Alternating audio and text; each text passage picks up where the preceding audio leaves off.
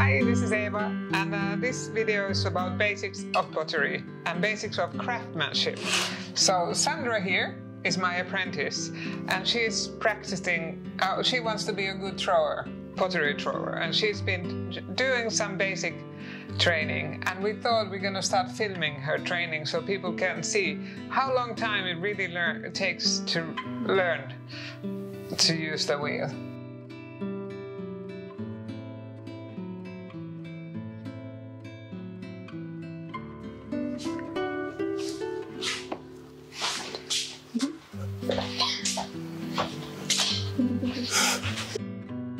So Sandra is my apprentice, and she wants to be a good craftsman, and she wants to take the real way of learning pottery. And first thing, she has never used these, so this is gonna be really a surprise for you. But now we're going for professional thing. I'm excited. So I use always bats, and these are made of plaster. And it's really easy to use this because when you make pots on this, then next day you just lift them out of there. They will keep their shape. So for that I need a little bit clay, and I make a base.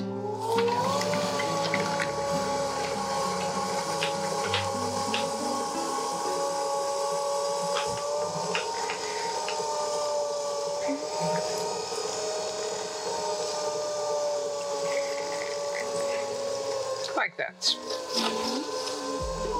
And then I can start using the bat. You made it look really easy. Yes. Now I'm going to show just the basic way I teach making pottery. The important thing is that your power comes from here, not here. Usually you start using your head because you think that you hold the clay and that will secure you. So we have to think that the power comes from your hara center. And just put a little bit water on this, and this is plaster, so it will suck the moisture. And then I press this down. So the legs, stomach, and elbows down. First thing is that you can see that the clay is not attached, so I have to attach it. So I call this rabbit, where you press the clay down, and then with your fingers you drag in.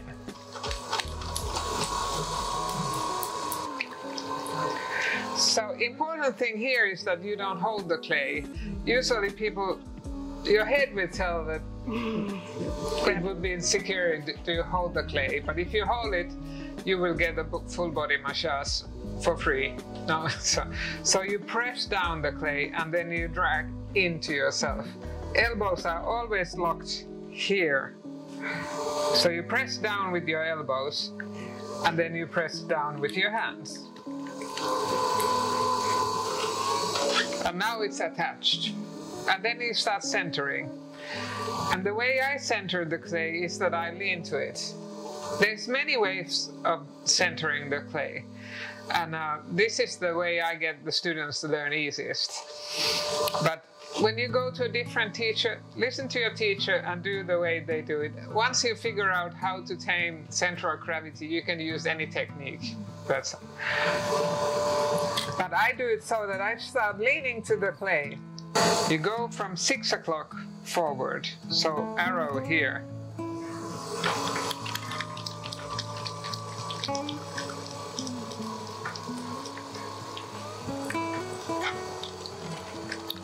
Forward, lean to the clay and press down. So no fingers. And have my right thumb pressing the clay down. And I call this the heel of the thumb because I'm so scientific. So this is what presses the clay down. So you don't use the tip of your thumb. So you go forward and press down. And slowly take your hand away. And then you make sure that the wall here is straight. If there's any clay coming out, you clean it. And we want to have a flat cake here, so then I just press the clay to make it flat, like that. So you have a little cake here. And then I continue. I always do one step at a time. So now we've done attachment, centering, and flattening the clay. Then an important thing here that I forgot to say is that you hold the wheel with your legs. So you have to feel it in your thighs and your stomach that you're working. So that's centering the clay. Then I make a hole. And I teach it this way because it's easier, because what happens usually is that when you're tense like this, then you start pressing with your fingers and the clay will go wherever it goes. So I just don't, I lean to my elbow and I press down.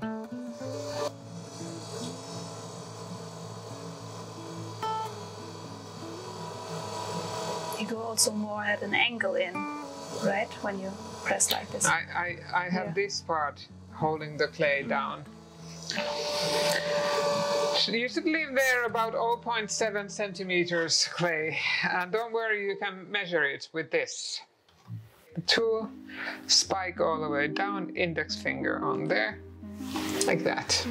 That's a little thin side. And then I start going slower. I just press with my thumb here at 3 o'clock and make a base.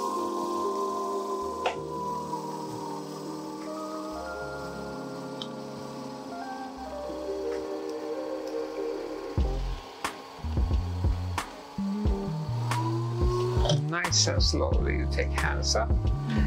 Then you make the base. You get the floor in the spiral.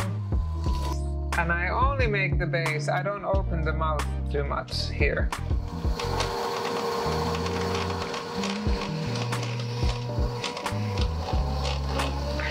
Like that.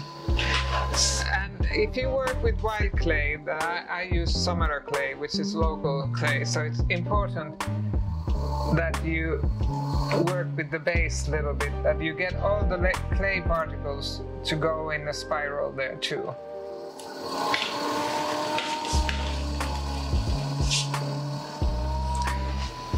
This clay really easily cracks, so.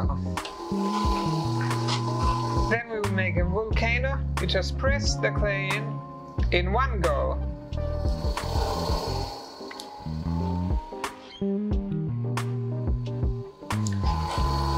And this is so that we have the mouth smaller than the base. Otherwise, the center of gravity will take over. And pottery, this is called throwing in English, and it comes from throwing up the wall. So you're supposed to do in one go. And in the beginning you do a couple of goes, but just to have in your mind, it goes volcano, then you make like a nuclear power station, and then you make a cylinder, and then you make the form. So you don't start working a long time with the wheel. And then I lift the clay, so if I'm right-handed and wheel goes counterclockwise, I use my index and middle finger and my thumb. And I just press the clay up.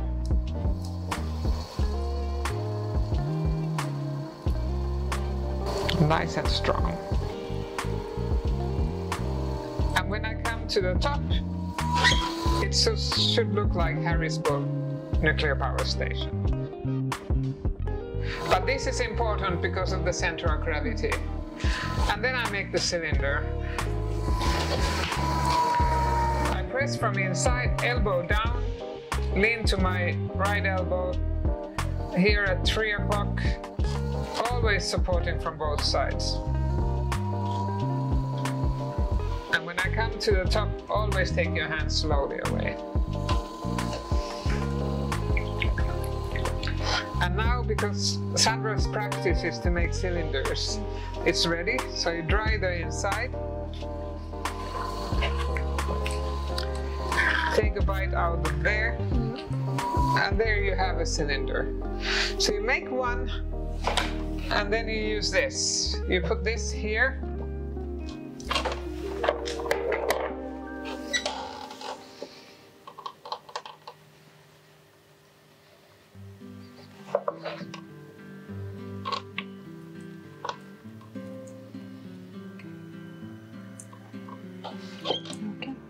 And then you make 10 of these. But now you can make the first one on your own. So it's but the point in this practice is that if you want to learn pottery, it's like drawing. You have to learn to draw. The same thing in pottery. If you want to get your own handwriting, you have to learn to handwrite.